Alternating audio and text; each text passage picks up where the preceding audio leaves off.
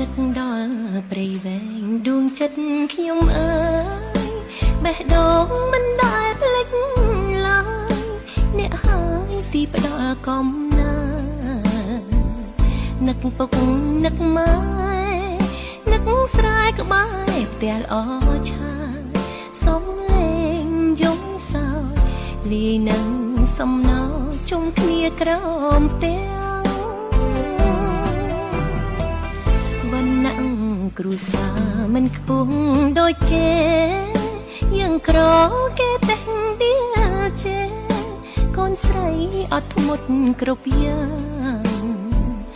មិនថានឿយហត់តោសួរលំបាក់តែមកខាងព្រោះចង់កសាងឲ្យគ្រួសារនេះជីវិតប្រសើរជីវិតសពថ្ងៃកូនមានគ្រប់យ៉ាងព្រោះខំទាំងយប់ប្រឹងស្រែករាល់ថ្ងៃពីតែនេះតើមិនអើយលំបាក់ទេថ្លៃផ្លាំងបដោជីវិតជាថ្មី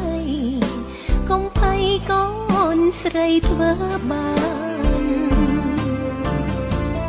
កូនអ្នកព្រៃវែងអំណត់ក្លាហានបើក្រពុកពីអើយបាន